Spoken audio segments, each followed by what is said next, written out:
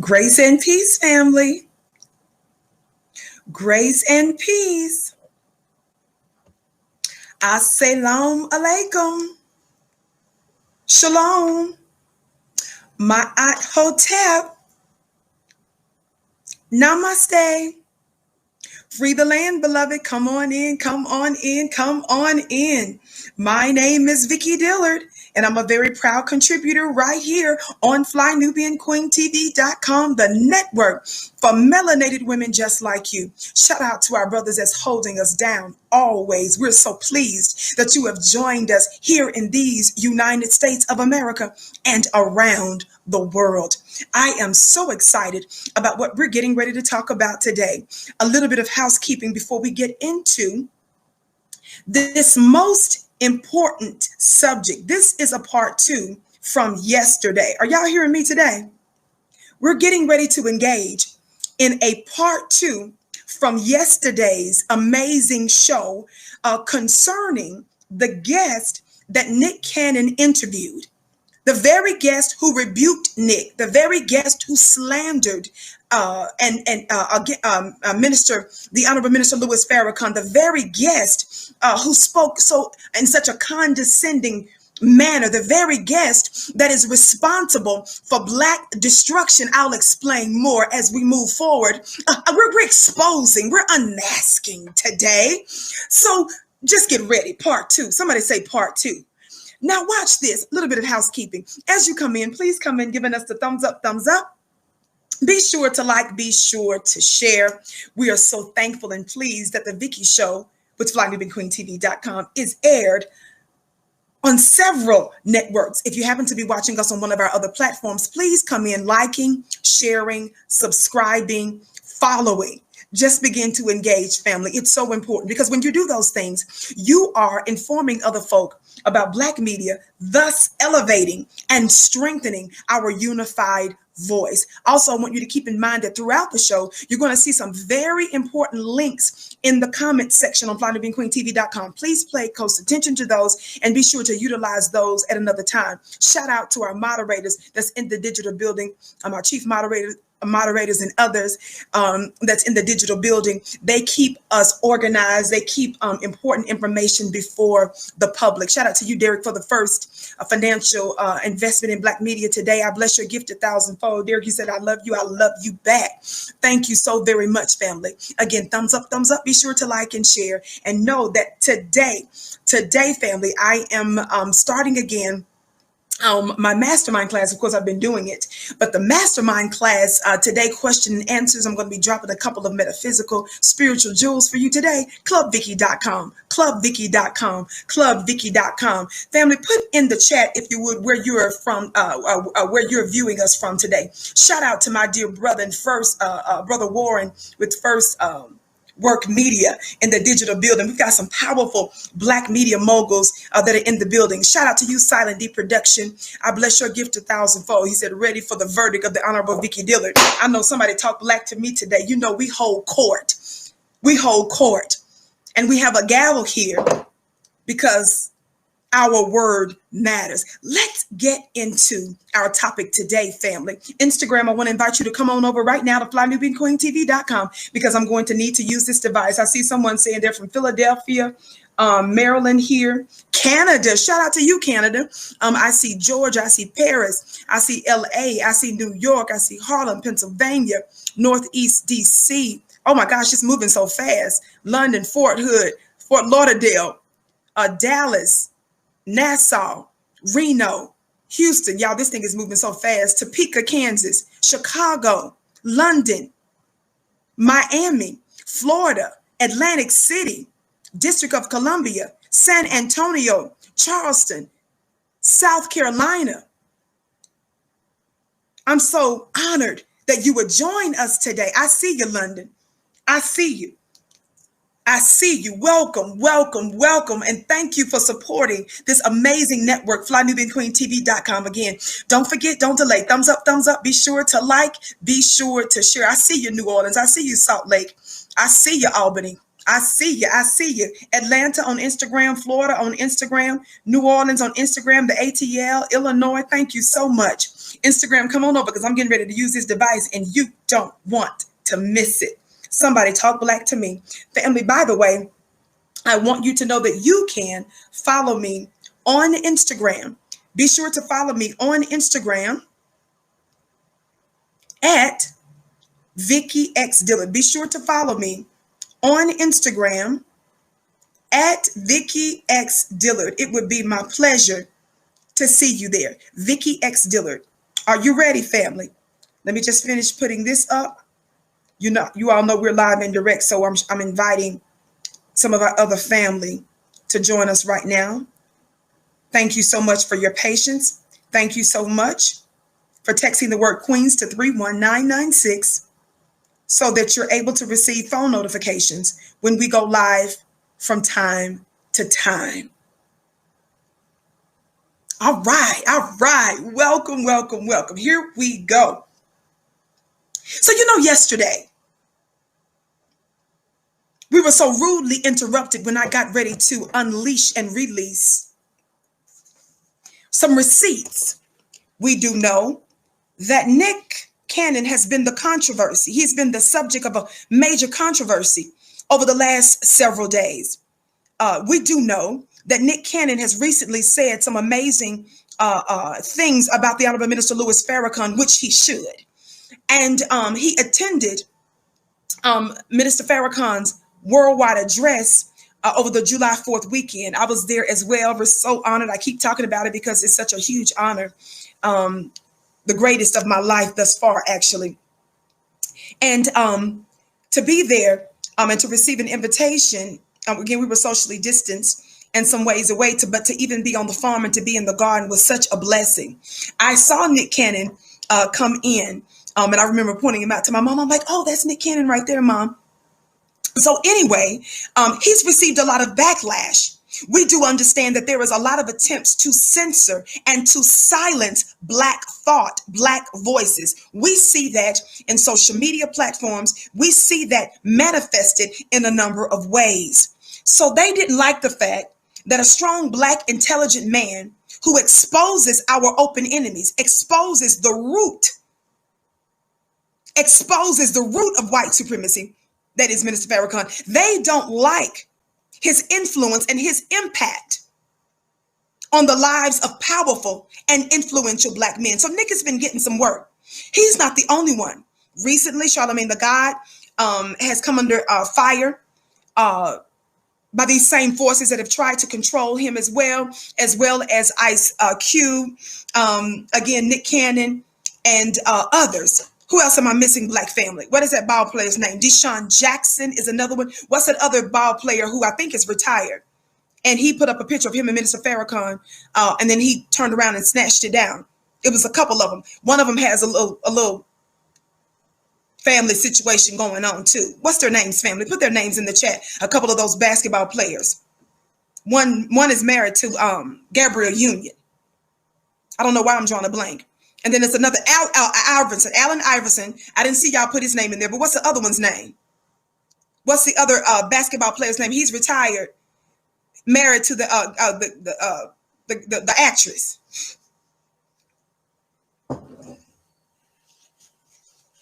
Thumbs up, family. Dwayne Wade. Thank you. How in the world could I forget that? Dwayne Wade. So, family, we see that there is open attempts to shut down the voices and the power of Black men. I've explained to you before repeatedly that this attempt is meant, I love you back from North Carolina, Cheryl. I bless your gift 1,000-fold. We understand that they're attacking our warrior class, but we're not going to have it. Somebody talk Black to me. But let's get ready to get into it. Here we go, family.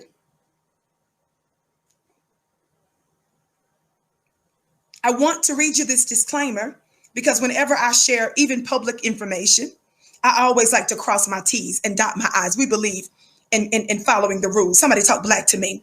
Copyright disclaimer under Section 107 of the Copyright Act of 1976. Allowance is made for fair use for purposes such as criticism, comment, news reporting, teaching, scholarship, and research. Fair use is use permitted by copyright statute that might otherwise be infringing. Nonprofit, educational, or personal use tips to balance in favor of fair use. I also want to be clear. My name is Vicki Dillon. As you know, I'm here weekdays, but the opinions that I express here on the network, FlyNubianQueenTV.com, and its affiliates are not necessarily those of the particular networks that I'm on. So I want to give that disclaimer. Notwithstanding, family, I'm going to be even more careful doing the show because I want to let you know that we don't even have to resort, family, to extremes. I'm just going to give you some facts here and they will begin to speak for themselves. How many of you all know there's a scripture? There's a scripture says, and I want you to fill in the blank for those of you that know it, give no place to the who?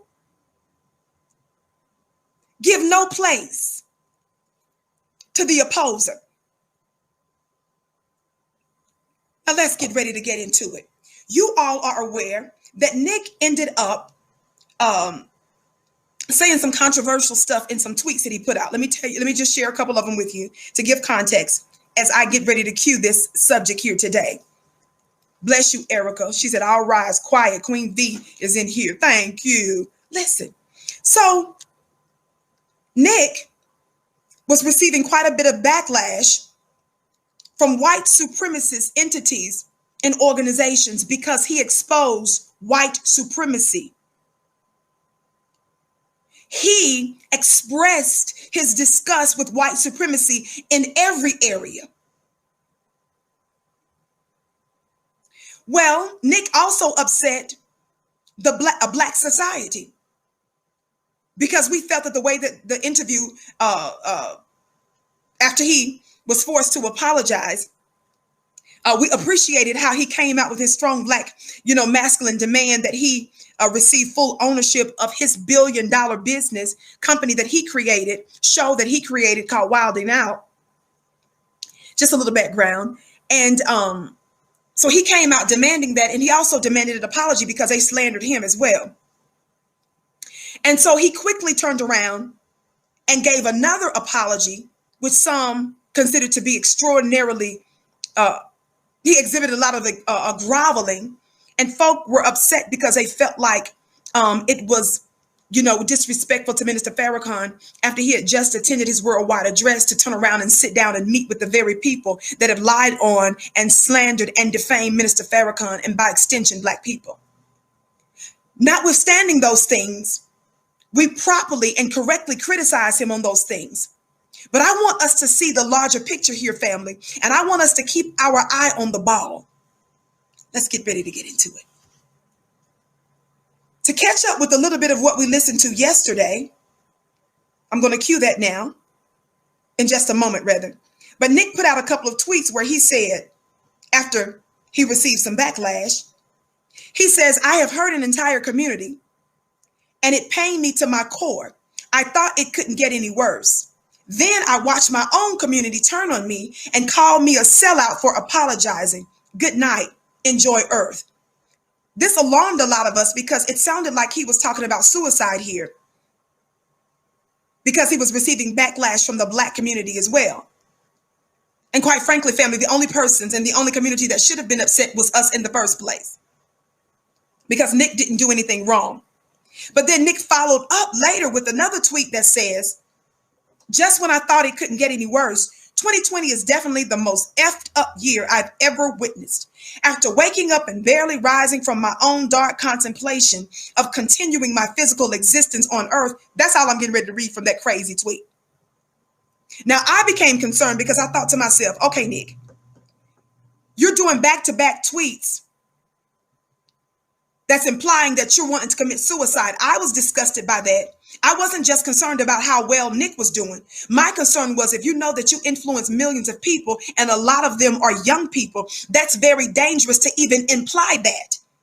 And then I said to myself, well, is he trying to play us emotionally to make black folks feel bad because we were calling him out?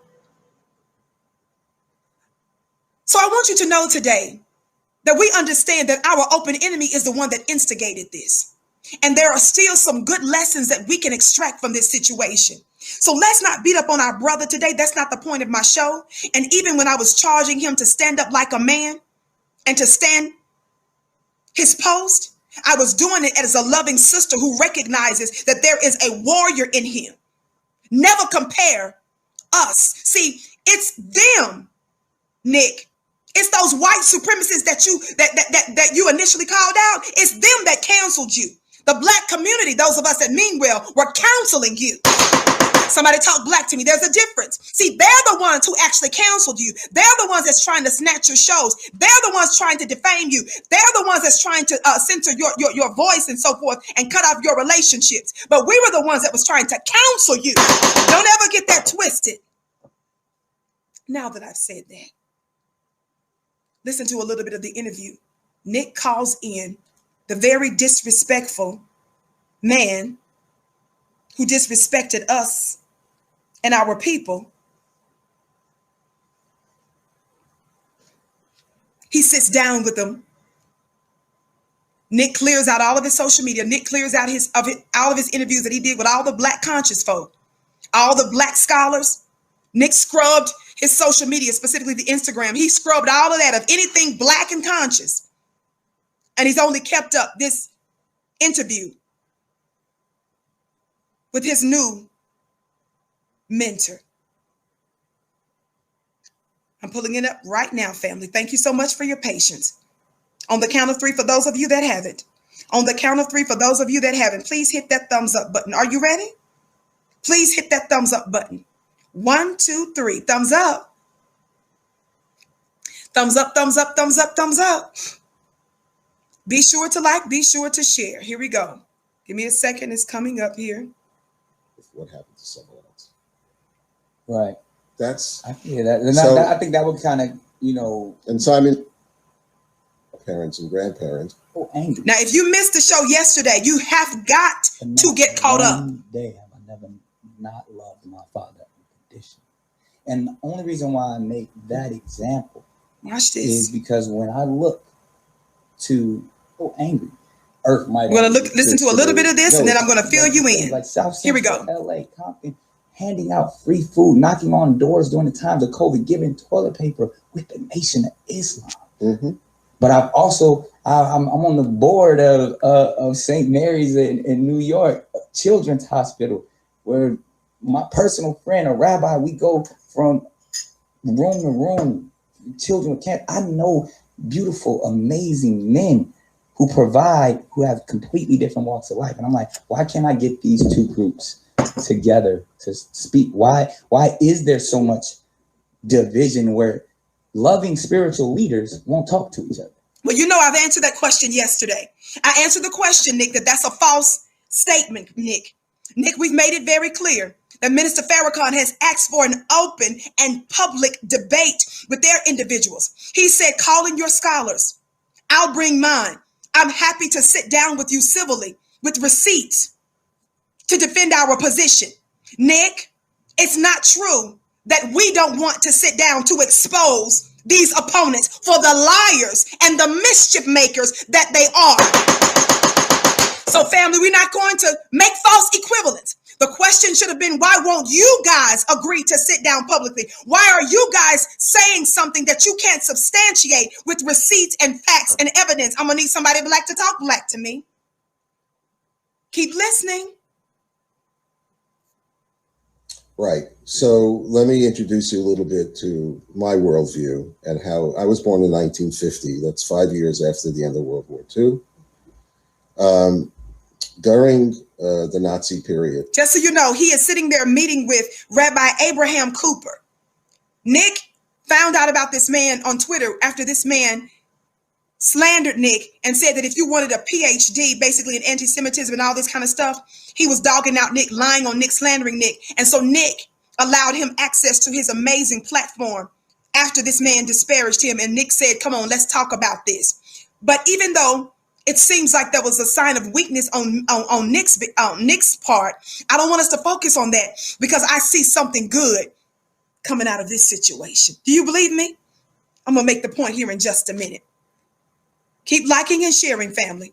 Don't forget, tonight is my clubvicky.com, clubvicky.com, my exclusive mastermind class. That's 1933 when Hitler came, till 45 when he committed suicide. Right. So he wasn't. I'm a fast forward. Really hiding his game plan about Jews, what he thought. That's 1930. I know. And how I was born in. We do hate evil. Evil is real power, and we do hate evil. We don't condone it. There are those whose religious faith or their spiritual approach is, no, you can't hate anything because it's going to, it's going to drive out darkness with light. Yeah, it's going to consume it. Right. But there are sometimes when you're confronted with absolute evil that you have to be lucky enough that Kareem's father's best friend, Kareem Abdul-Jabbar, right, burst into a Nazi concentration camp in 1945 and saved some people who a few days later would have been dead anyway from starvation. So the point is, yes, we have to love humanity. Heck, if you see Genesis, our approach is we are each created in the image of God, as you know a little bit of Hebrew. Yeah. Selem Elohim. Yeah. Then there's another line, and we might threaten to give the Talmud a good name here. Yeah. The Talmud teaches Kashem she partzofehem shonim shono kach deotehem shonim. All right. Which means panim is face. We're going somewhere here, family, in just a moment. Just give me a second to get there. This is a place for intelligent Black people. I'm going to lay the groundwork. I want you to listen very closely because the man, again, that's talking is Rabbi Abraham Cooper. Rabbi Abraham Cooper, this man that slandered Nick, that disrespected and slandered and lied on the Honorable Minister Louis Farrakhan, and by extension, Black people, this man who is responsible for Black destruction in a number of ways. And I'll explain what I mean here in just a bit. Connected to an organization.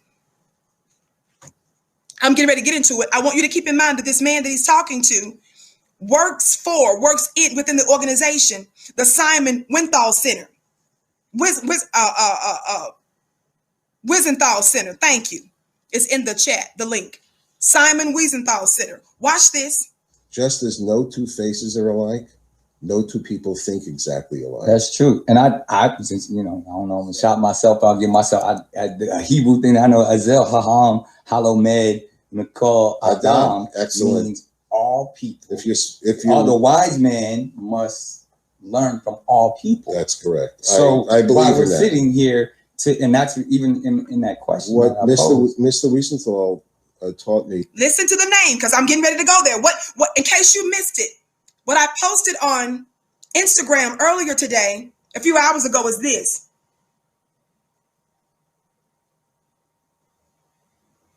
Unmasking the frenemy guest of Nick Cannon. Today's show is about unmasking. Somebody say unmasking the frenemy.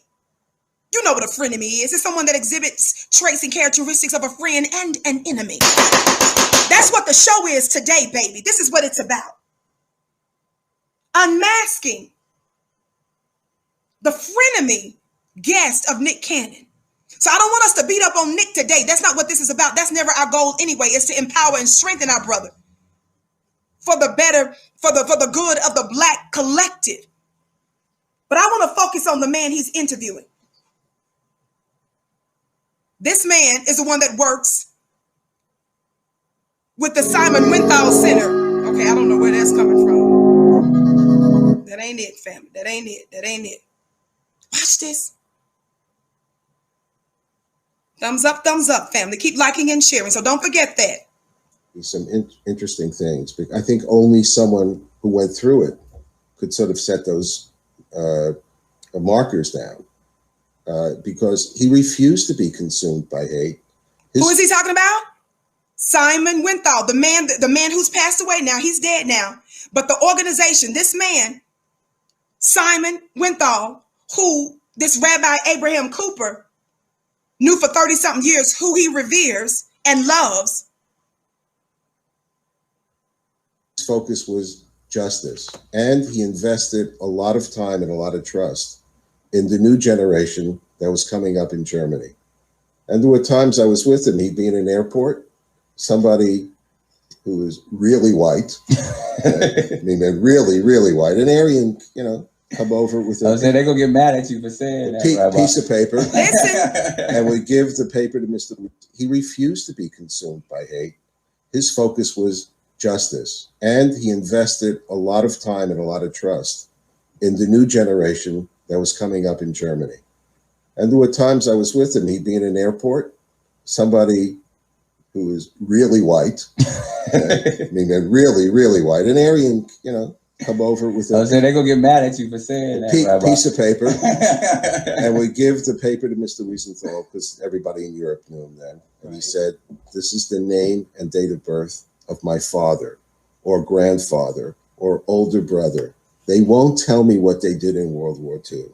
Can you please check it out and let me know? That was the kind of symbol that Mr. Wiesenthal became to a lot of young people, young Germans. Right. So his humanity was limitless. But as someone who had experienced the ultimate evil, you know, people, he wrote a book. Pay attention. Did you hear what this rabbi just said? Rabbi Abraham Cooper, don't forget this name. He says that this Simon Wiesenthal, the center that this man now works for, Mr. Wiesenthal is now dead. He's revered in the eyes of Mr. Rabbi Cooper. Listen, he says he experienced the ultimate evil. Let me tell you something, family. We recognize, we Black Holocaust survivors, those of us that are foundational Black Americans, and also our brothers and sisters, those of the diaspora around the world.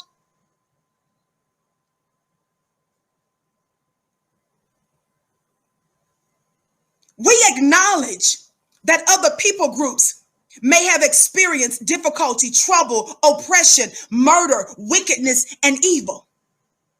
What we submit to you today is that those things we were forced and we were required to know your history, God, today. But the Holocaust that lasted longer, somebody say hashtag 465. The Holocaust that lasted longer than anybody else's Holocaust. The one that's still going on today. The Holocaust where we and our ancestors experienced some of the most diabolical, wicked, and savage treatment, more so than anybody, some of the most inhumane treatment on the planet for longer than anybody else. Watch this. And we haven't gotten reparations. We've not been repaired. In fact, our oppressors have been hostile and have refused to repair us. So that's not anybody else's story. So if anybody has a right to say they've experienced ultimate evil, and we don't denigrate anybody else's experience in the world, we're just saying, how dare you act like, God, today, that there is not a people that even you, Mr. Cooper, are responsible for oppressing, God, today. Somebody talk Black to me. Keep listening. Thumbs up, family. Thumbs up, keep liking and sharing. Got to read it called The Sunflower. Sunflower. Okay, there are a couple of different editions. The newer one has, you could probably teach the course eventually on the sunflower because it's about everything we talked about yesterday. Right. It's a real story. Mr. Wiesenthal was in 6 camps. Listen, during the war. Who is he talking about? He's talking about Mr. Wiesenthal. He's bragging about this man, Mr. Wiesenthal. We're getting ready to talk about Mr. Wiesenthal. I think this was in the 4th one. And one day he was called out of line. We call the appel. You're lined up. You can stand there for hours. The Nazis did it just, to torture people. Right. And they took him and they brought him into a field full of sunflowers. There was a field hospital, big tent. He goes into a tent and there is someone who's dying of their injuries. Listen. Turns out it's an SS officer. And he said, I want to see a Jew. I want to confess and I want to be I want someone who's Jewish to accept my apologies for what I did before I go to the next world. I want to clear the, and he told they brought in Simon. He was shocked. He figured, he didn't know, maybe they'd take him in the tent to shoot him or whatever. Right. And he was asked, will you forgive him? Wow. And the book stops there, and then he asks religious, spiritual leaders like the Dalai Lama and others, what would you say? What would you say to someone who asks you that question? What would you say? You're asking me? I was born in Brooklyn. Okay, so that's enough of that madness. What I wanted you to listen to was how this rabbi, which means teacher,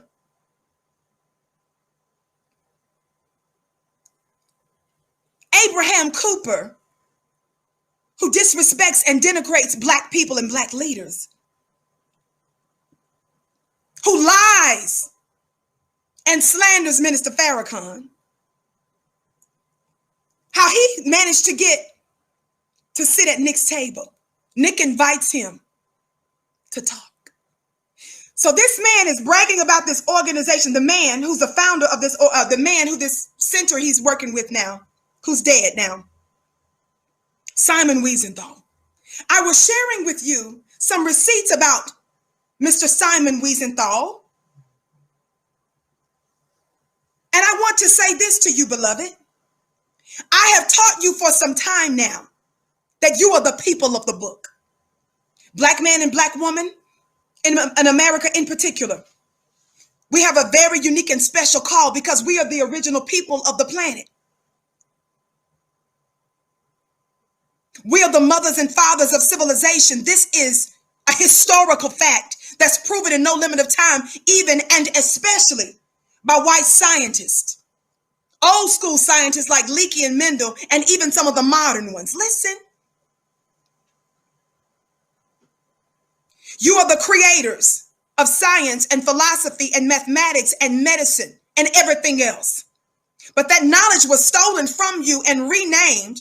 It was plundered from you, and it was erased out of your head when they made us other than ourselves during those 64 years between 1555 and 1619 to make us into a slave. Watch this.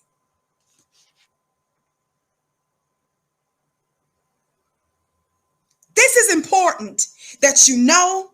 This is important that you recognize this extraordinary distinction, specialness, and godness about yourself. It is also one of the reasons you are targeted unlike anybody else. Now listen. I wanted to go somewhere else with this, but let me say this. I'll marry this point in a minute. I was sharing with you yesterday information about the Simon Wiesenthal Center. It was this piece that's written by Jackie Muhammad. Now, you all know that I often give you information about the writer of an article. That information was at the bottom of this piece yesterday, and I didn't get a chance to finish telling you. But shout out to my beautiful sister that says, Vicky, you said Jackie Muhammad. When you said Jackie, you said she. Black family, I don't want to effeminize somebody talking Black to me. The writer of this piece, Jackie being a man. So I want to be very clear to correct and to fix that. Somebody talk Black to me.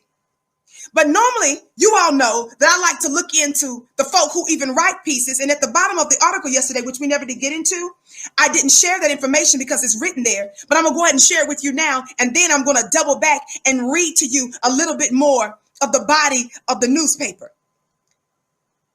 Our beloved brother, Jackie Muhammad, not she, but this big Black brain scholar who wrote this piece a decade ago, family, about this Mr. Cooper and his colleagues and Mr. Simon Wiesenthal and the Simon Wiesenthal Center.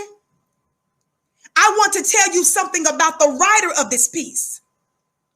Not only is Jackie a man, I was feeling myself yesterday when I was reading all this stuff and said, she, no, he, let me not effeminize this black man. God, today. Y'all know that was an innocent misspeak, but I want to go ahead and tell you what's at the end of this article. Listen, the writer of this piece, somebody say shout out to the black media. This is a decade ago. Jackie Muhammad is a former presidential appointee, member of the Oxford, this was when the piece was written, y'all, so not under the current administration. But at the time, Jackie Muhammad is a former presidential appointee, member of the Oxford Roundtable, educator, youth trainer, and businessman. I need somebody black to talk black to me. I want you to know some of the credentials and the individual that wrote this piece a decade ago. Now that you know that, listen. I'm going to skip through because I've got some other things from another piece that I want to share with you as well. But this is important. Thumbs up, family. Thumbs up. Keep liking and sharing. Follow, like, and share. Again, don't forget clubvicky.com, and our business school. The link is in the chat for flynubianbusiness.com. Let me take a sip of my tea. Our brother Jackie Muhammad talks about how the Simon Wiesenthal Center attacked Minister Farrakhan and attacked his book series, exposing through facts anti-black racist. Those that were of the Rabbi Abraham Cooper's faith. Somebody talk black to me. He says here that Abraham Cooper, the SWC, which stands for the Simon Wiesenthal Center. So when you hear me say SWC, that's what that is. The Simon Wiesenthal Center, he says, at the time, under the leadership of Rabbis Marvin Heyer and Abraham Cooper, and Dr. Harold Brackman have launched a classic disinformation campaign to discredit the book and the minister. They penned a tepid 16-page quote-unquote rebuttal to the 512-page TSRV2 that avoids, that's the book, The Secret Relationship Between Blacks and Jews, that avoids all the NOI's books, important themes, inserts, extraneous issues that are not even in the book, and arrogantly refuses to acknowledge the central role that they played in the enslavement, dehumanization, emasculation, and psychological destruction of Black people for over 400 years. This is what this beautiful brother of ours is charging them with. He goes on to say this. Are y'all ready? Y'all listen. We're unmasking this frenemy that Nick was interviewing. Nick didn't know that Rabbi Abraham Cooper, Nick didn't know that the center that he works with and for, Simon Wiesenthal Center, and the man himself, Simon Wiesenthal, who they revere, Nick didn't know this. He says what's generally unknown is that the SWC has a well-documented history of lies, distortions, and exaggerations. And they are moving against the minister to deflect attention away from the ugly controversies that they have surrounded the center. He goes on to say, among their many documented ruses, he said many, they doctored a WW2 World War II photograph of a concentration camp prisoners, painting in smoke billowing from chimneys, intending to make viewers believe that it was from Jews who were being incinerated. After it was disclosed that the center had inserted the smoke, the center removed it from the photograph and eventually removed the picture from its website. Somebody say, shout out to Black media.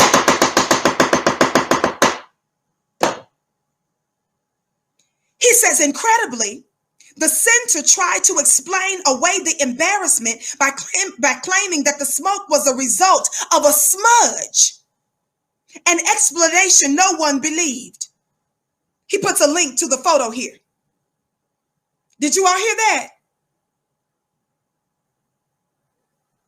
Here is the picture of the link, which is difficult for you all to see here. But our brother puts the receipts in the link here.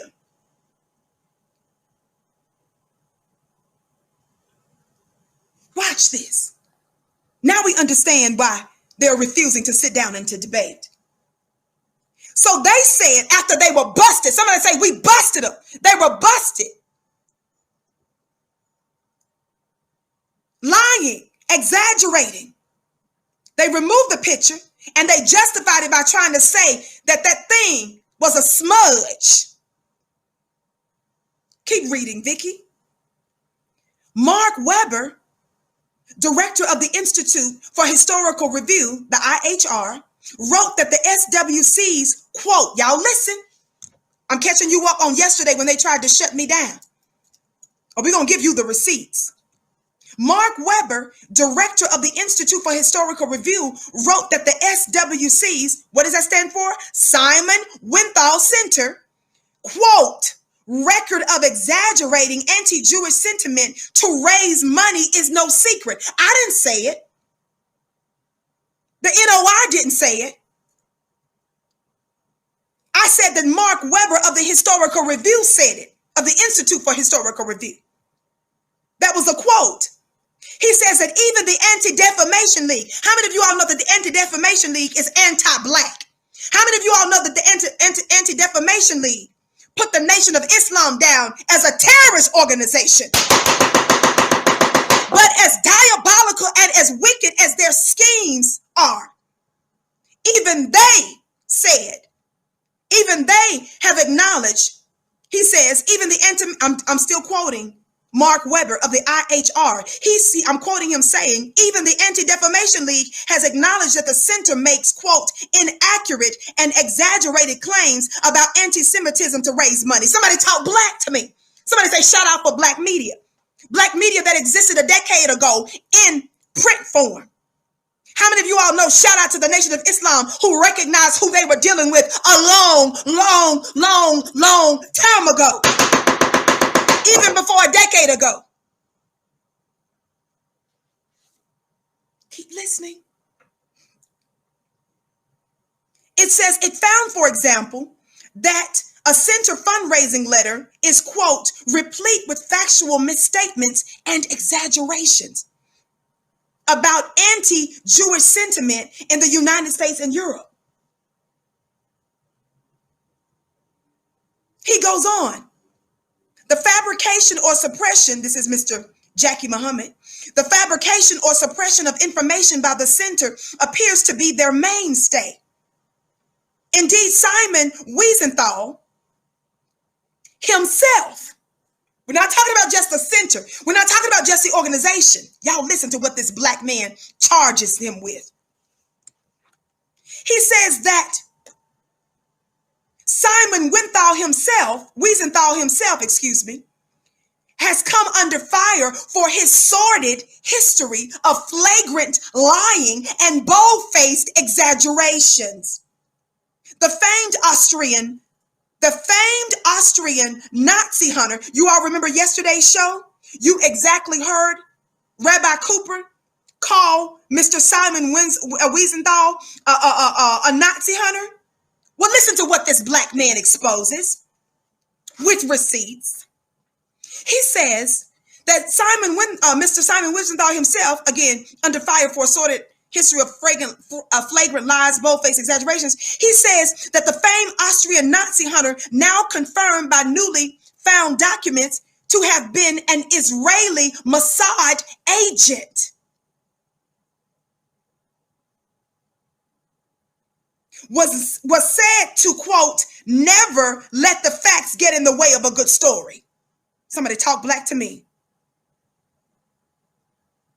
Hunting Evil author, somebody say receipts. Hunting Evil author Guy Walters depicts Wiesenthal as, quote, I didn't say it, The Nation of Islam didn't say it. No, Nick Cannon didn't say this. Ice Cube didn't say this. Charlemagne didn't say this. I said Hunting Evil author Guy Walters depicts Wiesenthal as, quote, a liar and a bad one at that. This is the rabbi's mentor. This is who Nick entertained. Thumbs up, keep liking and sharing, family. Listen. He relates how Wiesenthal concocted outrageous stories about his war years and made fictitious claims concerning his academic achievements.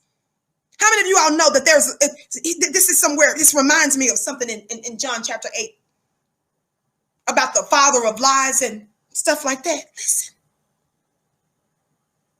He says Walters found, quote, so many inconsistencies between Wiesenthal's three main memoirs and contemporaneous documents that it is impossible to establish a reliable narrative from them.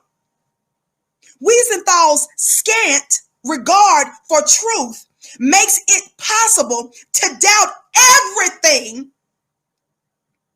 he ever wrote or said, end quote. Could this be the reason they're refusing to publicly debate? Could this be the reason they keep running from intelligent black men? Somebody talk black to me. Listen. Oh, I'm going to catch you up on yesterday. And we're going to do it in no limit of time. Listen. The same disregard for truth plagues the center named after Mr. Wiesenthal. In his article, quote, Deconstructing Simon Wiesenthal, Lawrence Swain draws an analogy between the truth-challenged Nazi hunter and the falsehoods that spew from the SWC. What does SWC stand for? Simon Wiesenthal Center. He points to the center's 1998 report. Oh, y'all, this is a place for intelligent black people. It's about truth. He points to the center's 1998 report, The Unwanted Guest, Swiss Forced Labor Camps 1940 through 1944, in which they falsely accused Switzerland. Y'all ain't ready for this. When I was reading this, I was screaming. Watch this. The center's 1998 report, titled The Unwanted Guest, Swiss Forced Labor Camps 1940 to 1944, in which they falsely accuse Switzerland of wartime crimes, demanding compensation for Jewish victims.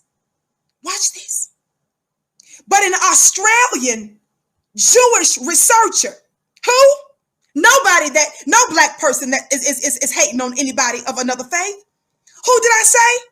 An Australian Jewish researcher found survivors that not only contradicted the report, but were thankful for refuge they found in Switzerland. God today.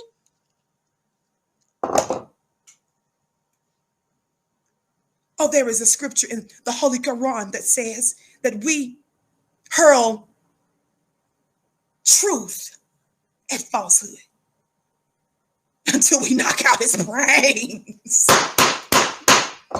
Thumbs up, thumbs up. Don't forget we have a store, shopfnq.com.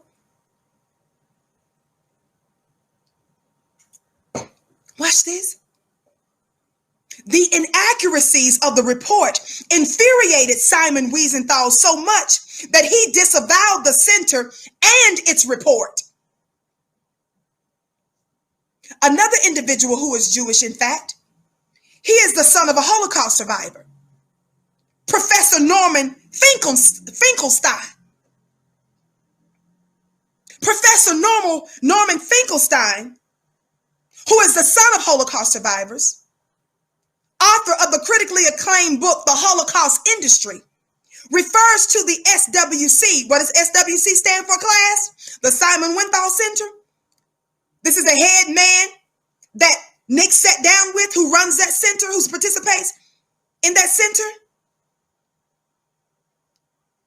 Professor Norman Finkelstein, refers to the SWC's leaders as, quote, a gang of heartless and immoral crooks whose hallmark is that they will do anything for $1.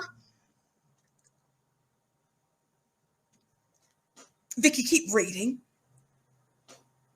I know it's a lot, but we don't play. We don't believe in giving misinformation. Black folks are the most loving people on the planet.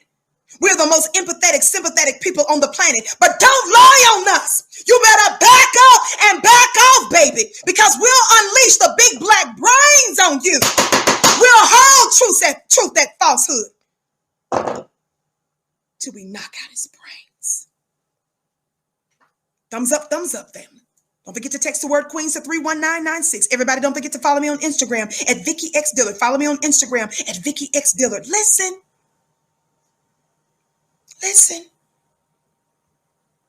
And he is not alone, says our brother Jackie Muhammad. He says Rabbi Michael Lerner, who co-wrote a book with Black Professor Cornel West. Y'all know who Cornel West is. We love some of the work that Cornel West has done. He ain't bowling out there like this with these other black scholars, but we're going to leave that there. Shout out for the stuff that he does do pretty good. Thumbs up, family. Keep liking and sharing. Listen. He says he's not alone. Rabbi Michael Lerner, who co-wrote a book with Black Professor Cornel West, wrote that the SWC, Simon Wiesenthal Center, quote, has a professional stake in exaggerating the dangers and sometimes allowing existing racial or political prejudices in the Jewish world to influence how it would portray the potential dangers. Y'all ready for this piece? Y'all ain't ready for this next piece. When I read this, I screamed. When California Governor Arnold Schwarzenegger was a gubernatorial candidate, how many of you all know when he was running for governor? That's what that means, gubernatorial candidate. It says that the SWC, Simon Wiesenthal Center, discovered that his father was a member, watch this, discovered that his father was a member of the infamous Nazi brown shirts. Did you all know that about Arnold Schwarzenegger's family? About his father? Watch this.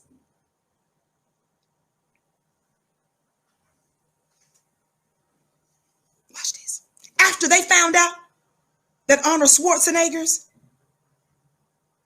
was a gubernatorial candidate and that after the Simon Wiesenthal Center discovered that his father was a member of the infamous Nazi brown shirts, in an article written by Ernesto Cienfuegos, I probably butchered that name spelled Cienfuegos,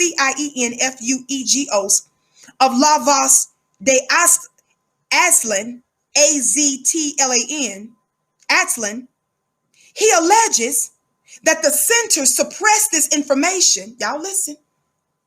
The center suppressed that information that they had about Arnold Schwarzenegger's dad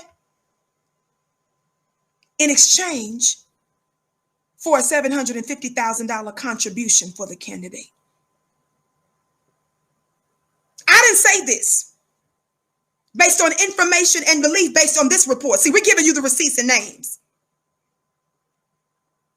The center's, quote, Museum of Tolerance is now a line item in the California budget for $5 million a year. This was 10 years ago. And even while teachers, policemen, and firemen were being laid off in record numbers, the city of Los Angeles found $18 million for Rabbi Abraham Cooper. Who is Rabbi Abraham Cooper that this 10-year-old article written by Jackie Muhammad is talking about? Nick didn't know this. Nick, we're unmasking the frenemy. Nick didn't know. Somebody told Black to me. Nick, who is this article from 10 years ago talking about, Nick? That's this fella. Y'all see this fella? Abraham Cooper. Somebody say shout out for black media.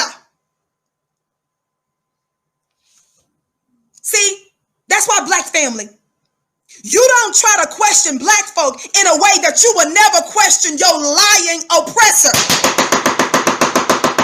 The reason why they keep books and information from you, the reason why they don't let certain powerful black voices in mainstream, because they know that we're going to do exactly what I vowed to Minister Farrakhan I would do on July 4th when he gave a worldwide address. Minister Farrakhan said that if you know the truth, you shout it from the mountaintop. And I said in response, so help me God, I will.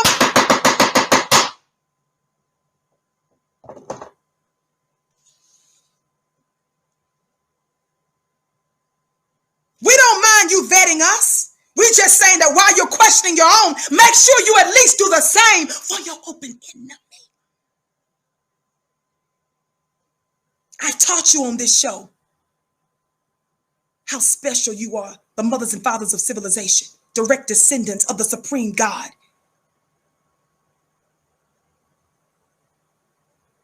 I showed you that in the beginning, the example that we see, one of the many revelations that comes through the story of creation. It's not just one revelation from that, it's several. But one of the revelations that we get from that story is that when God was looking for Adam and the woman, I've taught you this. What did God say when he was looking for Adam and the woman? He says, where are you? And Adam responded and said, we were naked. Adam said we were naked. So we hid ourselves. And what did God say?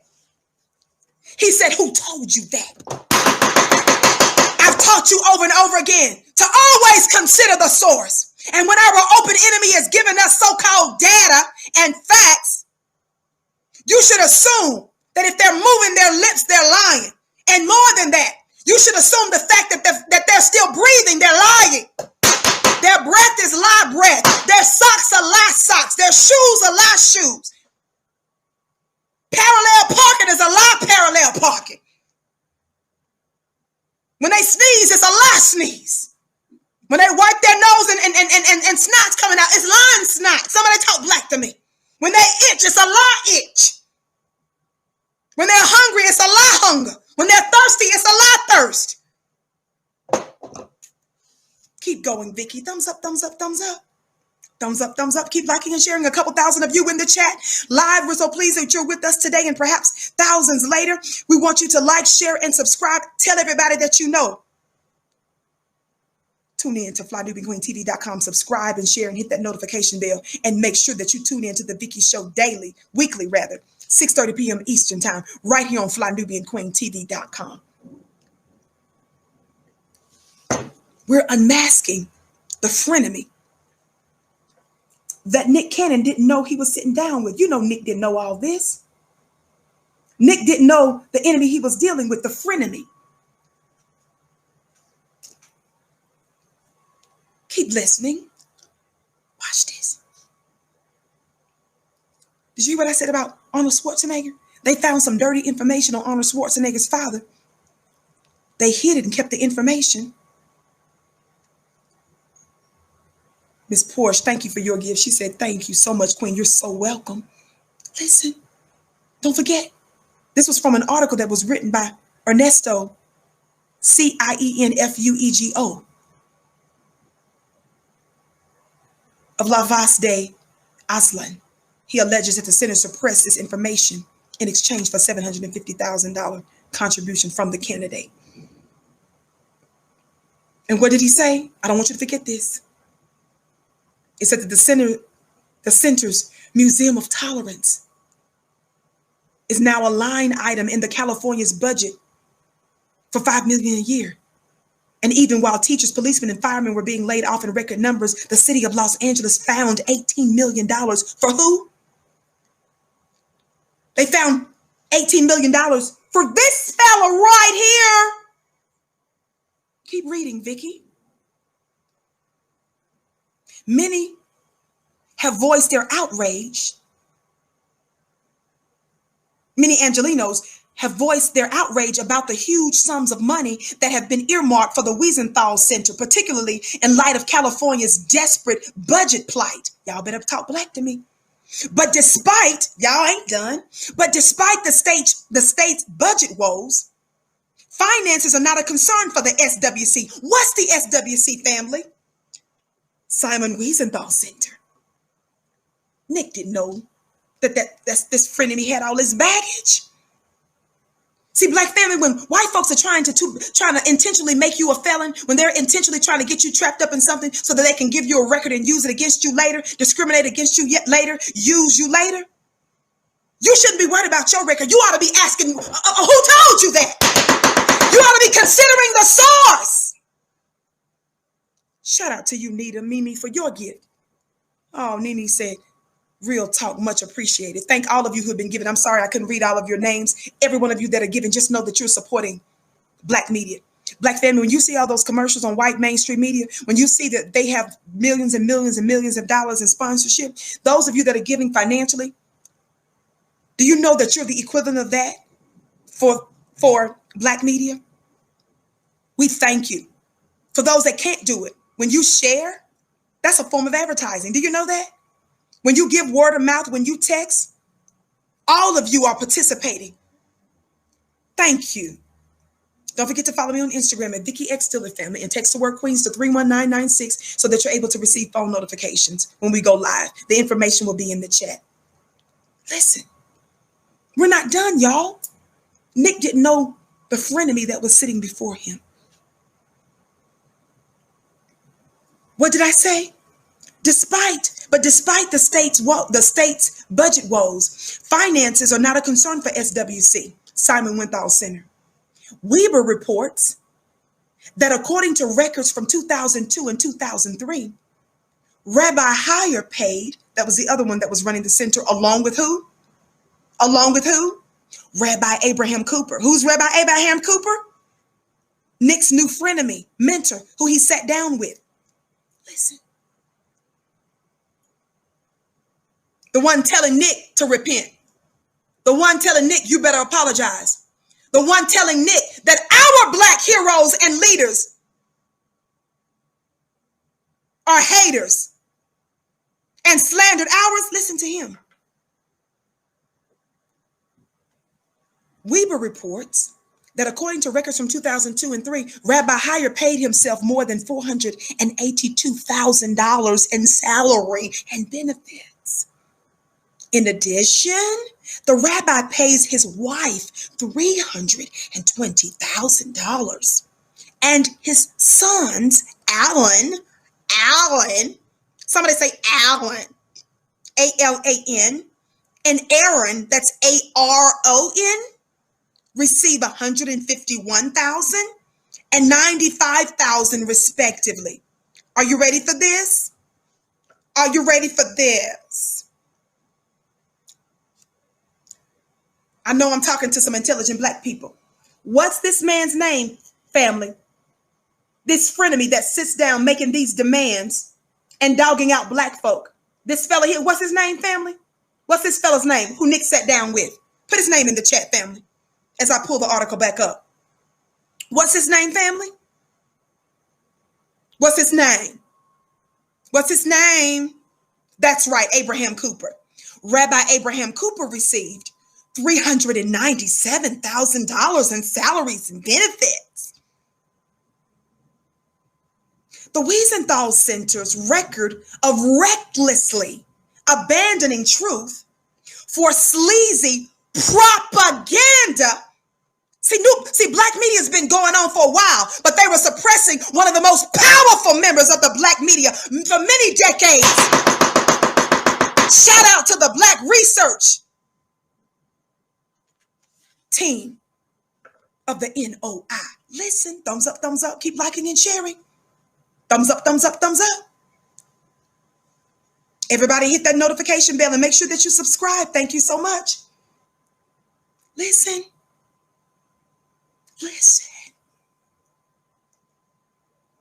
It says Rabbi Heyer penned, watch this, an article in November 26, rather, let me say it right. Rabbi Heyer penned an article in the November 26, 1990 Newsweek titled Crisis in the Gulf, in which he pressed, are y'all ready for this? Y'all, I don't play with y'all. I don't play with the black family.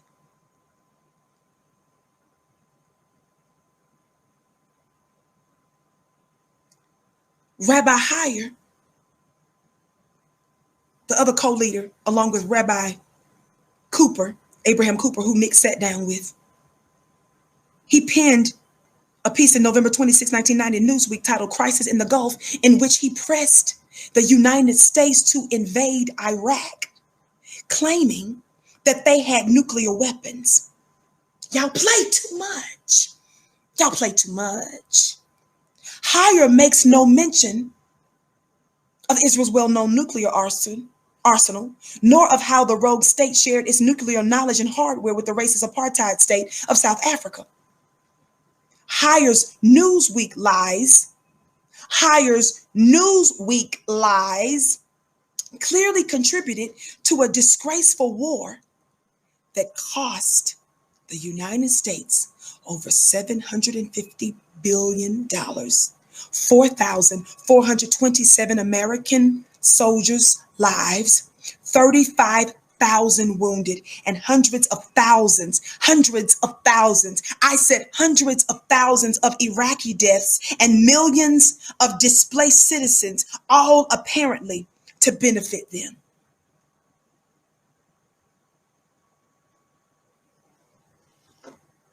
I said the person that penned this beautiful piece a decade ago. See, Nick, the reason they don't want you to connect with the old school wisdom, God, today, is because Nick is just now getting into certain knowledge of stuff. God.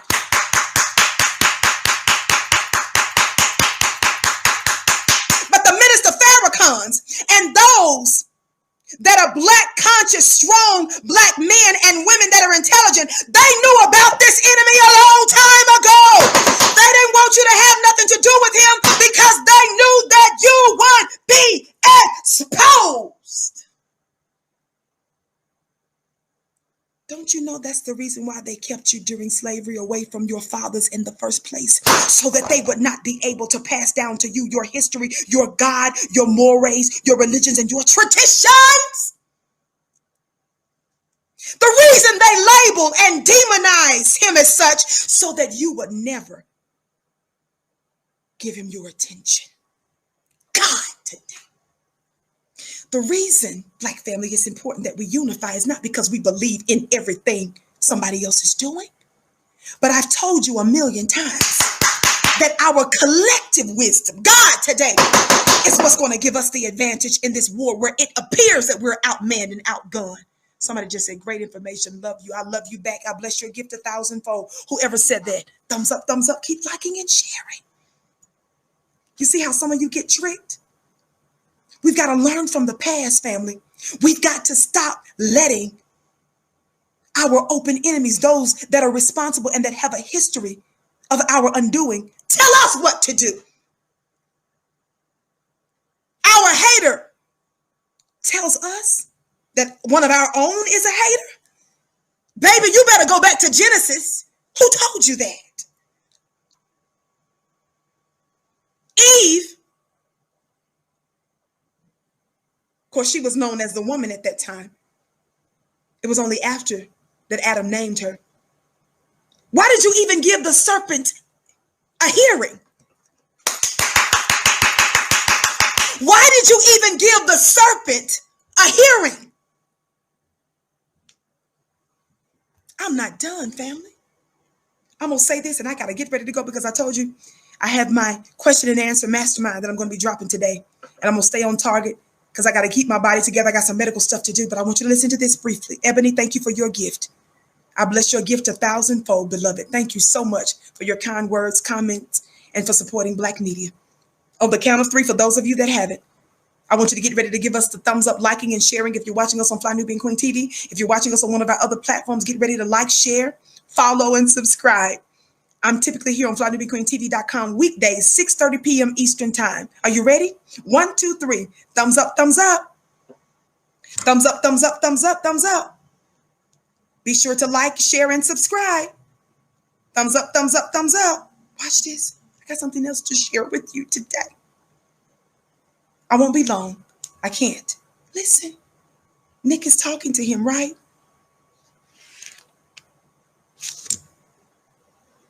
Nick is sitting down with Rabbi Abraham Cooper with all of this baggage. But Nick didn't know that he was sitting down with a frenemy, right? Nick didn't know that he was sitting down with a frenemy, one that came to him as an angel of light. I'm sorry, one that came to him as a friend. No, one that came to him as an angel of light. I'm sorry, one that came to him as a friend, one that came to him as an angel of light.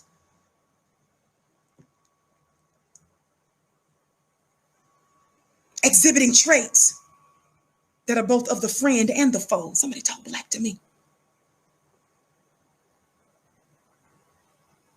Watch this. Watch this.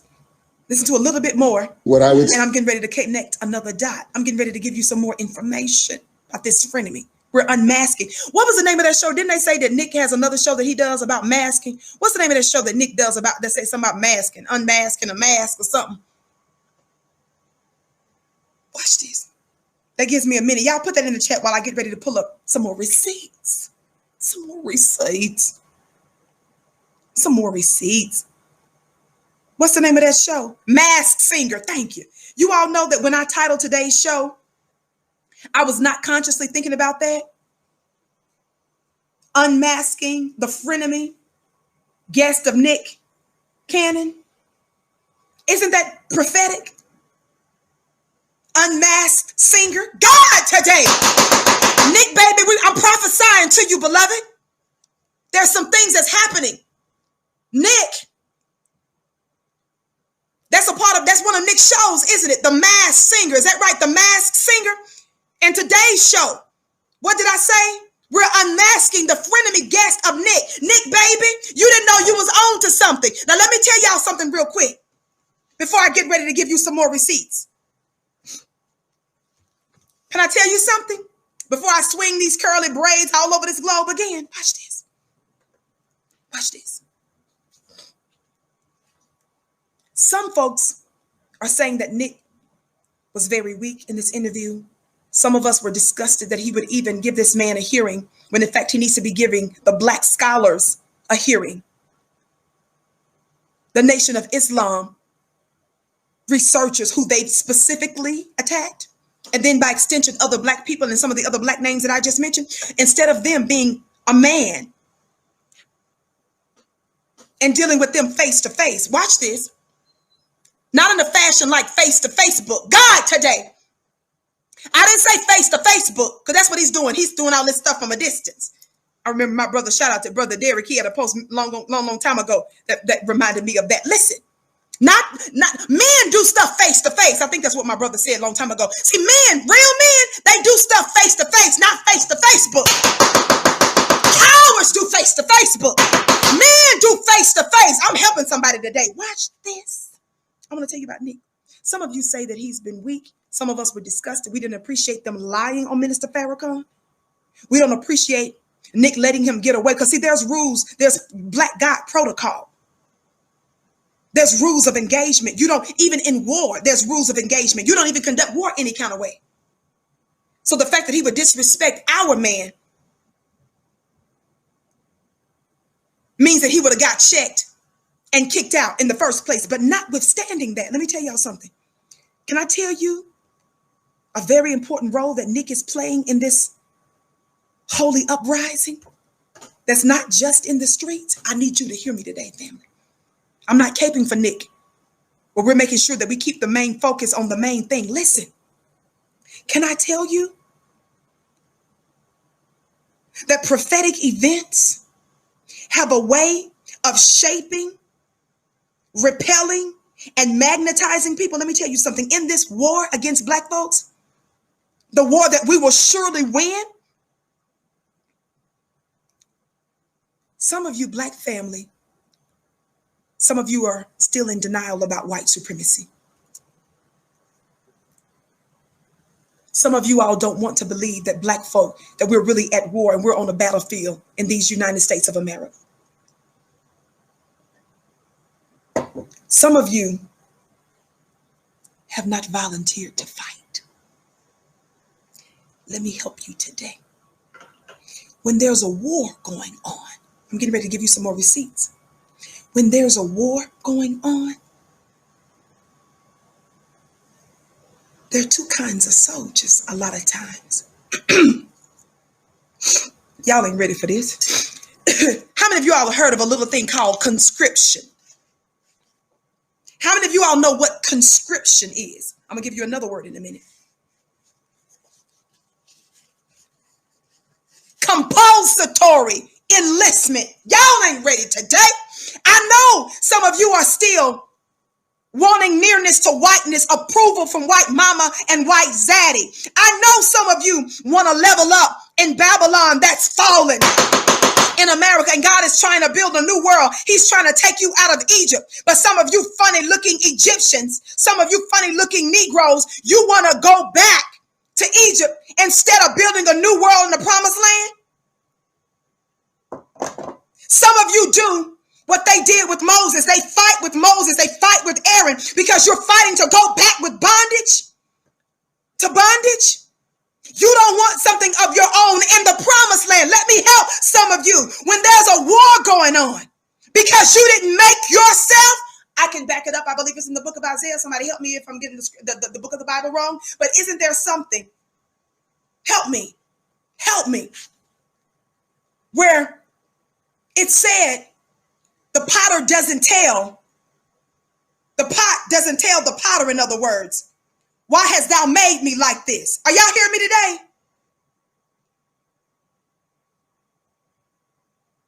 Are y'all hearing me? The potter and the clay. Jeremiah, rather. Jeremiah, you don't get to say, because you didn't think of yourself. This is how I was when I was going through the belly of the beast and I was going through all kinds of warfare. I was mad at God for the scandalous means that he was manifesting his purpose in my life. And then finally, after a time, I had to humble myself and recognize that what the enemy, as the scripture says, what the devil meant for evil, God means for my good. I had to be reminded of an ayat in the Quran that says that the enemy plans, but God plans, and indeed he is the best of planners. I had to remember that every knock is a boost. I had to remember that when it looks like I was being demoted, it was just a scandalous means of my promotion. Some of you don't understand this about war. Is that when there's a war going on, if you don't volunteer, God can draft you, Nick. I know you don't want to be in this war, Nick, because you put out some tweets talking about you wanted to take your life. You were hinting at that. But let me tell you, Nick, that God can draft you. He can compel you to enlist in the war, whether you want to or not, baby. Nick, when you set up this meeting, you didn't know some of the diabolical and nefarious forces and entities that was at work, but God will use that as a platform, baby, to make an open show. Some of you feel like that Nick looked weak. Let me tell you something. I have a lot of disagreeable parts of that thing, but I want you to focus on the larger picture. When you get finished, when we were dissecting that thing, at the end of that Rabbi Cooper, the Simon Wiesenthal Center, and the rest of the haters of Black people and Minister Farrakhan, they ended up looking real stupid. How many of you all know I don't fool with sports? Y'all know I see watching sports is just like a notch below a terrorist attack. But one of the few things I've done in terms of sports-wise is watch boxing. That was a long time ago when I watched that. Thumbs up, family. Keep liking and sharing. And when I was watching boxing,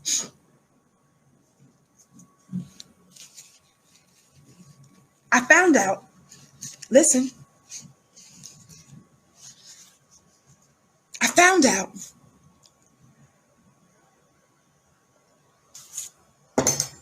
I saw it was actually a boxing party. It was a whole long years ago. And they had us bring food and stuff like that. And I forget who was fighting. But we did all this preparation. You know, we got dressed and stuff. I was trying to look cute and stuff with the person I was going with and everything. And a lot of people was at the house and stuff. And it was all clean and good and stuff. But, you know, we brought, you know, something to you know, for this boxing party. We were sitting there. And the only reason why I went was because the person that was went. Because, you know, like I told you, I don't fool with sports. It's like a terrorist attack or something. But listen. So, but as I was watching it, we did all this getting ready and burning gas and going across town and preparation of food and all that. Watch this. Only for us to leave after the boxing match started after about 5-10 minutes. I did all of that just to turn around and leave after about 5-10 minutes. Why, Vicky? Because the brother gave him a knockout in the first round or so. But then I ended up watching another boxing match. Y'all better talk black to me. Thumbs up, family. Listen. Then I ended up watching another boxing match. I almost call it a boxing game, but I know y'all may go crazy if I say game. And we were there almost all night long. And my understanding is that they can go up to 12 rounds. But in this particular match, I think they might have gone maybe 10 rounds or so. They had to go almost all 10, 12 rounds. Why am I bringing this up? I'm trying to let you know that when you are in battle, sometimes you will get a knockout in the first round. Sometimes your victories are swift. But sometimes, baby, you may have to go all 12 rounds. But there are two benefits to going all 12 rounds. Somebody talk black to me. Number one, you will find out what you're made of. God, today. It provides an opportunity for you to test your powers. Number one.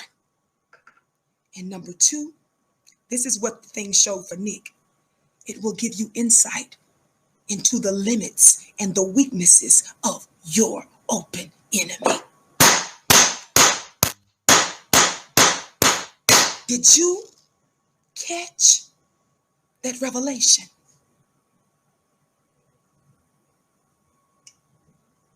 Shout out to my brother Rizza Islam in the digital building. Y'all shout out to the God, the black God Rizza Islam. If y'all don't know who he is, I don't know how you don't know, but look him up. Shout out to you, Akibia, for your gift. And I missed some of you others. I bless your gift 1,000-fold. Welcome to the Vicky Show, where we're here weekdays, 6:30 p.m. Eastern time, right here on FlyNubianQueenTV.com.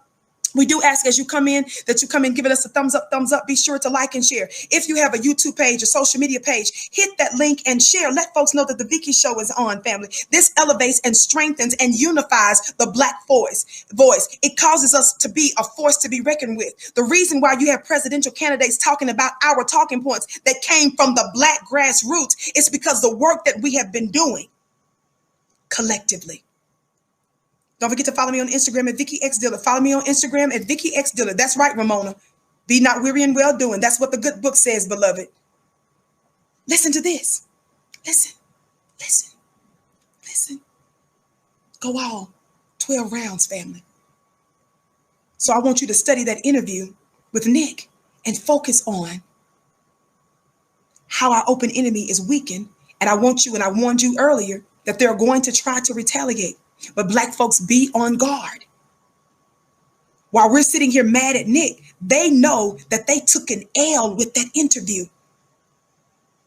They know that the fact that Nick even said all of the wonderful things that the minister in the Nation of Islam is doing and how he served with them and served the community. When he sits there and says, why can't these two groups come together? It exposes the fact that they're the ones that's failing to come to the table. There were some losses. There were some weaknesses. There was some fragility that was manifested in that interview. You're supposed to study your opponent, whether you like it or not. Are y'all hearing me today? Now listen. Thumbs up, keep liking and sharing. Watch this. I'm almost done. Watch this.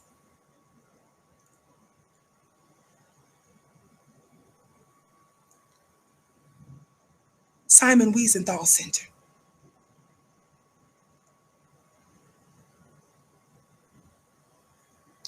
Take a good look at this picture of this individual right here. Take a good look at this fella right here. Do y'all see this fella? Do you all recognize who this man is? Do you all recognize who this man is? His name is Roland Arnall. R-O-L-A-N-D. Roland Arnall. Y'all know I'm going to connect the dots. I know Vicky looks strange. I know I give it to you in a way that you're not going to get on MSNBC and NBC and ABC and CBS and Fox News. I speak to you on the 3D and the 5D. Watch this. This fellow, keep his name, keep him before you. What is his name? Roland Arnall. Last name A-R-N-A, last name A-R-N-A-L-L, Arnall. Roland Arnall. Not Roland Martin. Roland Arnall, right? Watch this. Watch this. Keep it in mind. We're talking about what, the Simon Wiesenthal Center? Listen to this clip, please. Listen to this clip, please.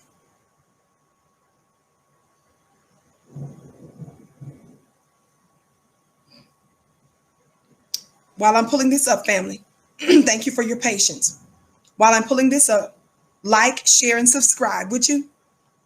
Like, share, and subscribe.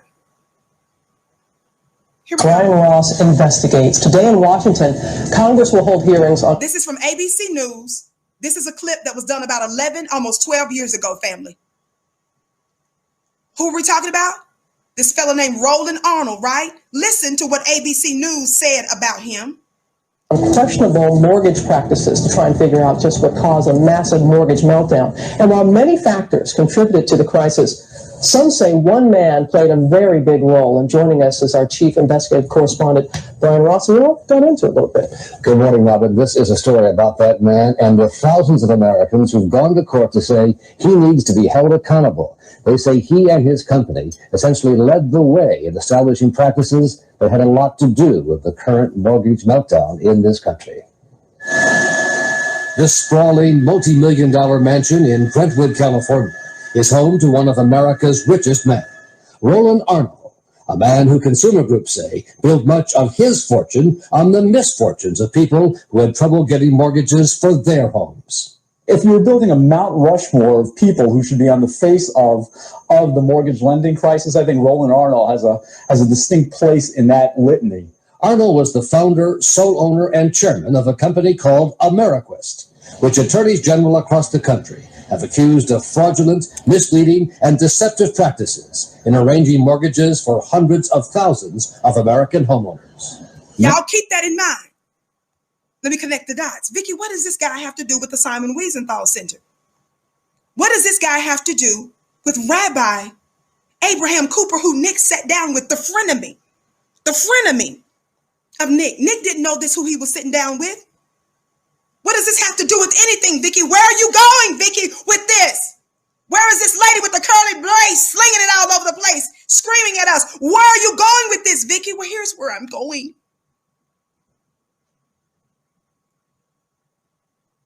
Nick Cannon's new mentor, Rabbi Cooper's subprime mortgage roots.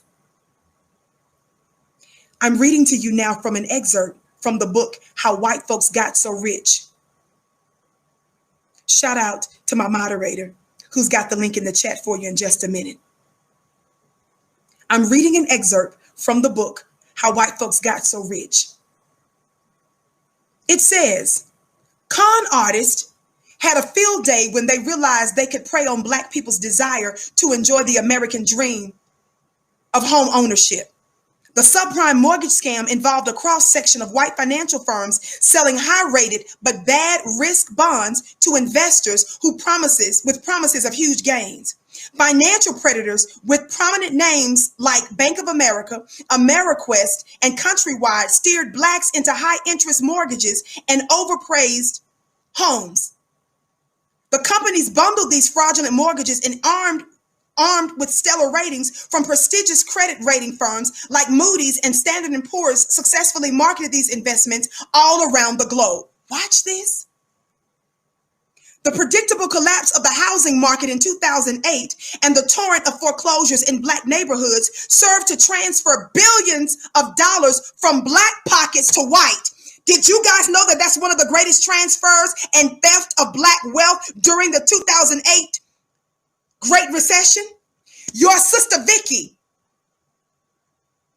was subsequently targeted for my activist work. Even though I was not a professional, I was not a mortgage broker, I was not a real estate broker, I was an investor. And I started to smell a rat. Somebody talk Black to me. And you see how I am here on the Vicky Show on FlyTheQueenTV.com. Imagine how I am in real life.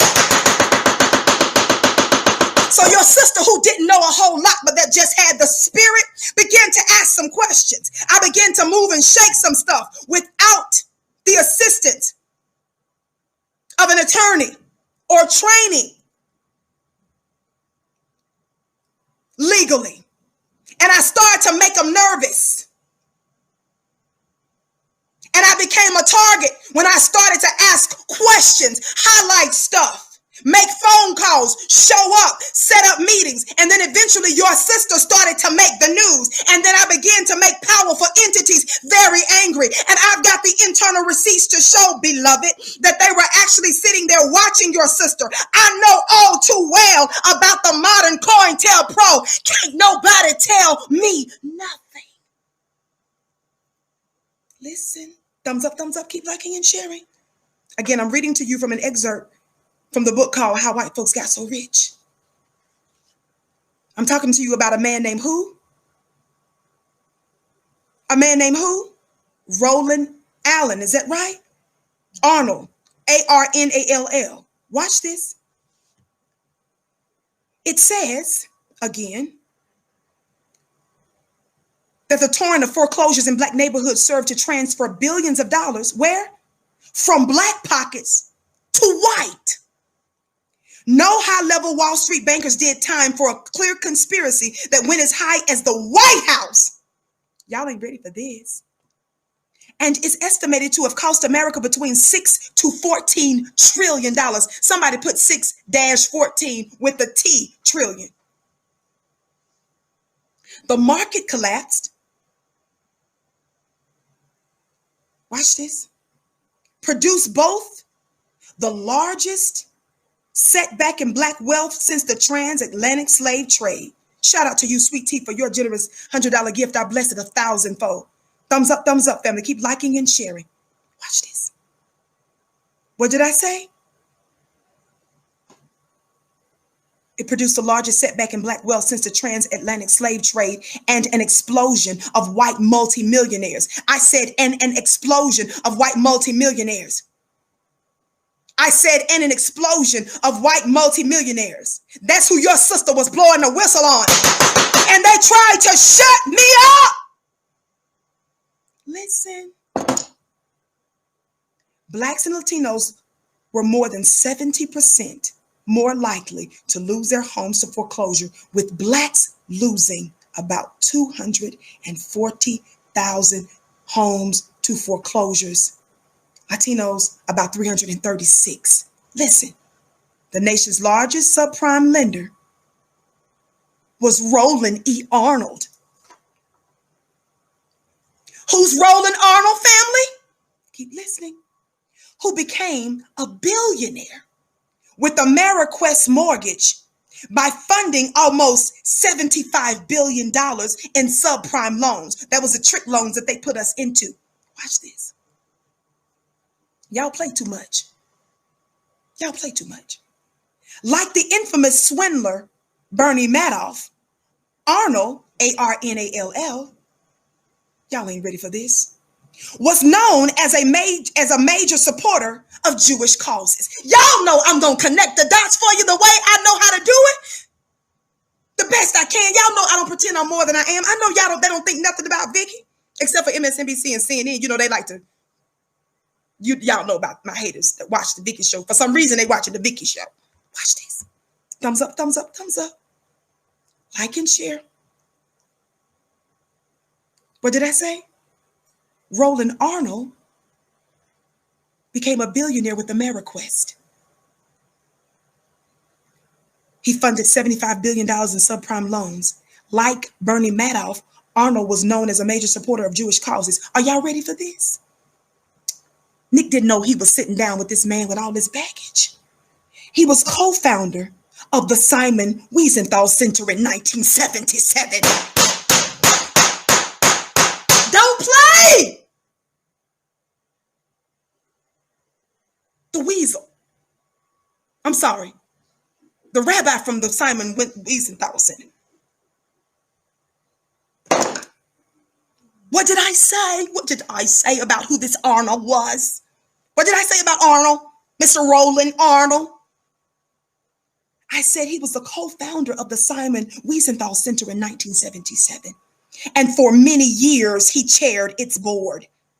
He was the largest contributor to President George W. Bush and was appointed by him to be the United States ambassador to the Netherlands. See, Trump ain't the only trick in town. The breadth and scope of Arnold's crimes in the mortgage scam would bring Meyer Lansky, Arnold Rosenstein, and Bugsy Siegel to their knees. Black families lost 250,000 homes, but Arnold was able to buy the second most expensive home in America in Aspen, Colorado, which he paid $46 million. By 2004, Arnold was number 73 on the Forbes 400 list with a net worth of $3 billion. Amazingly, somebody say amazingly, somebody say amazingly, Arnold, who died in 2008, nor his cohorts ever spent a single day in prison for the black misery that they caused and the theft and the theft and the theft they engaged in. Y'all better talk black to me. Nick didn't know this is the baggage he was sitting to. But y'all send him this link.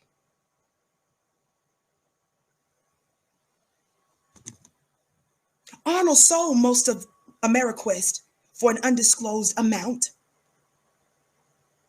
just before his criminal acts collapsed the world economy, leaving his victims homeless. Listen, I know about that. Y'all play too much.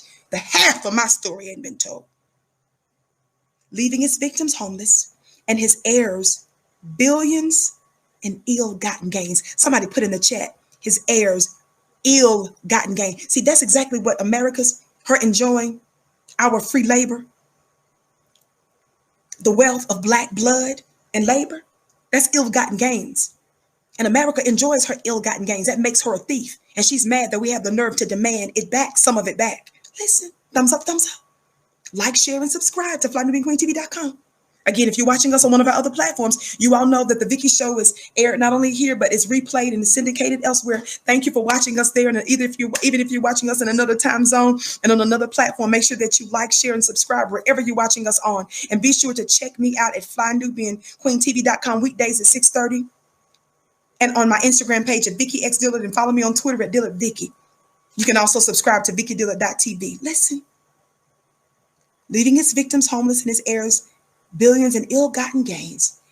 In Roland E. Arnall, there is no better example of how white folks got so rich. Co-founder of the Simon Wiesenthal Center. Ostensibly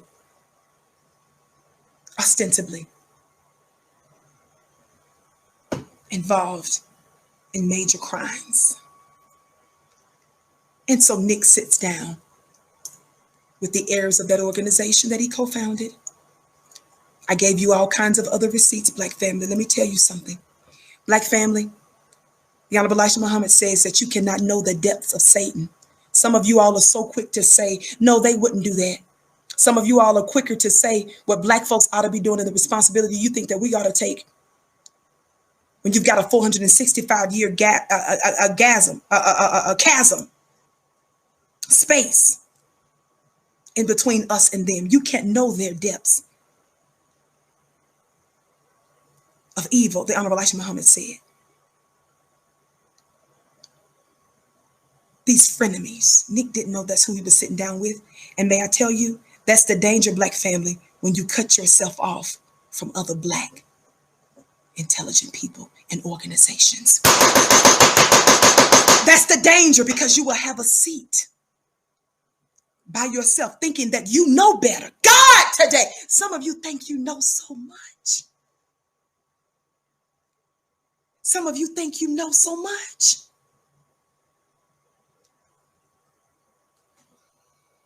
Nick meant well when he sat down with him. That's why we're not beating him up. But this is also the very reason why this man is trying to dictate Nick not hanging out and not having any connections with the Black elders. Because the Black elders have been on, they've known the truth about these types for some time now. Are y'all hearing me today? I got to get ready to go, Black family, to get ready for my mastermind class tonight. ClubVicky.com. If you want to still join us, ClubVicky.com. It's going to be something that's ongoing. I got to get ready, and I got to do some medical stuff first. I want you to know that in this war, Black family, whether you believe it or not, the longer you take to come to the conclusion of the nature of the enemy that you're dealing with, your slowness. Y'all put some turtles in the chat. You wanting to be a teenage mutant ninja turtle. You wanting to be a teenage mutant ninja turtle. Your slowness to get this revelation is what's causing unnecessary Black casualty. Our collective unity, our collective intelligence will give us the advantage. Don't be so quick to take the word of those that are responsible for your destruction. Don't give your ancestors and elders the middle finger. Thank you for putting the turtles in the chat. I do not know why YouTube is stopping some of y'all's turtles from showing. This is important, family. I told you the other day that there is going to be a backlash. Y'all better hear me today. Thumbs up, thumbs up. I gotta go. Thumbs up, thumbs up. Keep liking and sharing. Thumbs up, thumbs up.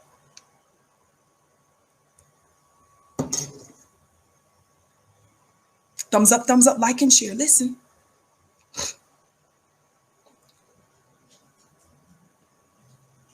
Number one, YouTube, Facebook, Twitter, all of the social media platforms, with them slandering us and the minister, we need to demand of them. And these are actionable things that you all can do. We need to demand of them that those outlets that are putting that out be held accountable for anti-Black racism.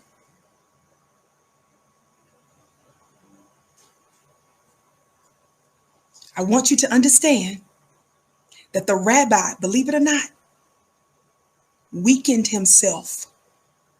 That rabbi has angered other white supremacist people and organizations. Mark my words.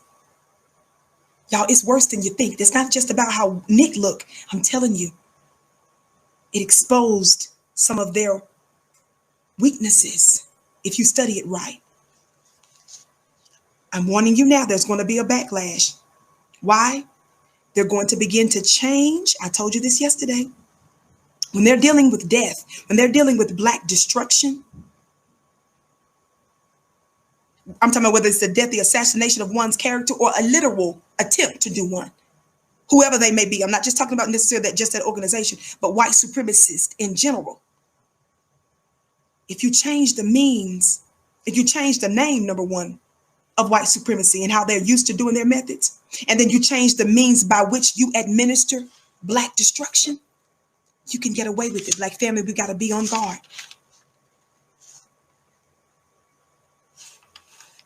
If you call it something else and you change the means by which you administer it, you can get away with murder sometimes. Are you hearing me? They're going to try to go after more Black folk. They're going to have more Black bootlicks and Sambos coming out, and Bones and Biscuits and Aunt Jemimas and the Helps. It's going to be an onslaught of them to try to humiliate us and to dog out. I want to encourage you, hold the line.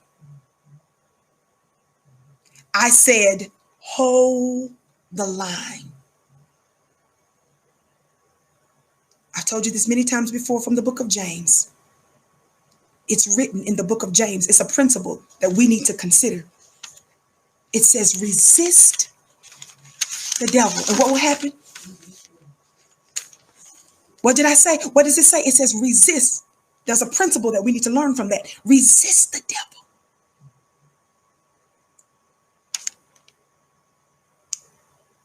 And he will flee. The reason why Minister Farrakhan receives disproportionate attacks is not that nobody else gets attacks. I said the reason he gets disproportionate attacks is because he's identified the root of white supremacy.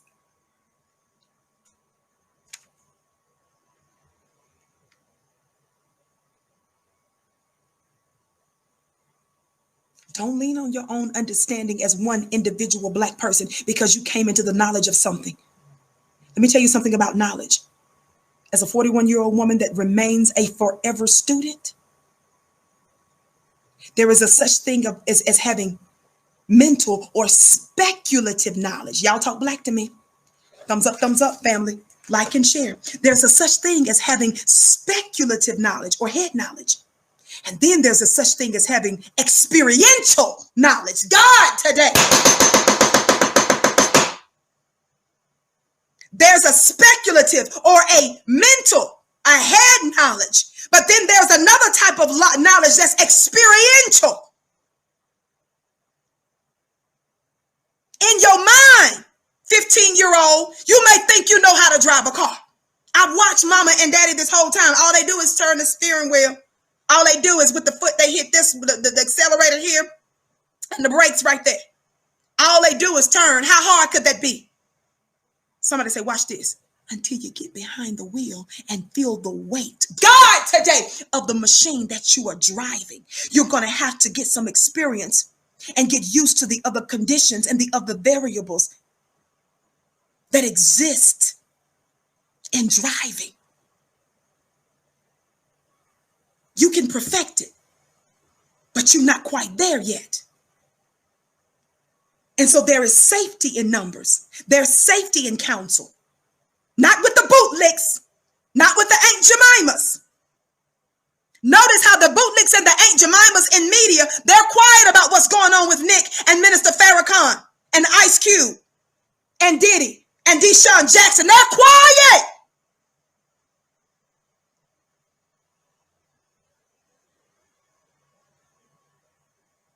If you missed part one of my show from yesterday, make sure that you watch it, that you rewatch it, and that you watch it again, and that you send it to everybody. If you came in today and you didn't watch everything from the beginning, watch it from the beginning, and then rewatch it over the weekend. Very important.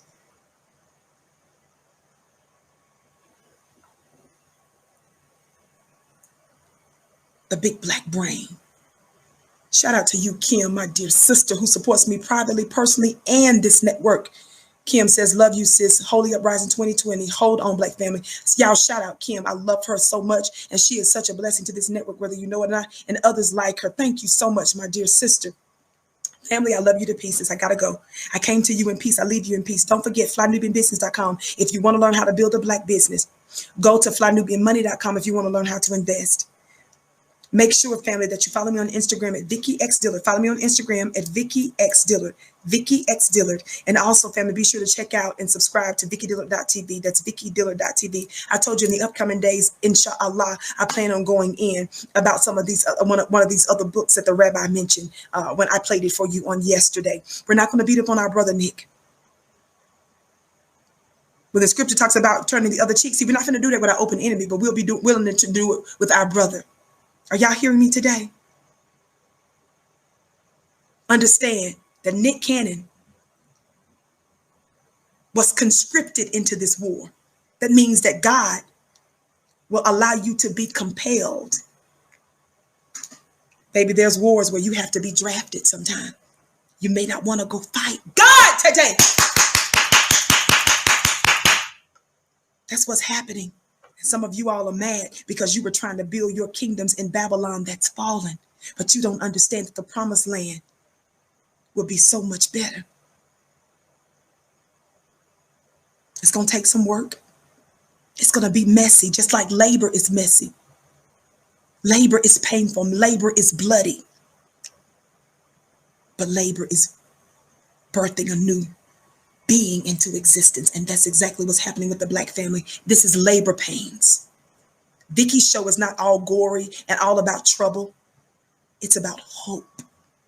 I'm here as your spiritual midwife to tell you to push, to breathe.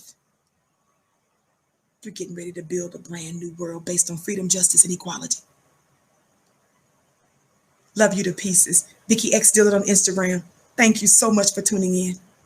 It's my privilege, it's my bliss, and it's my honor. I bow to you because you are an extraordinary and special people. Assalamu alaikum. Shalom. Ma'at hotep. Namaste. Free the land, beloved.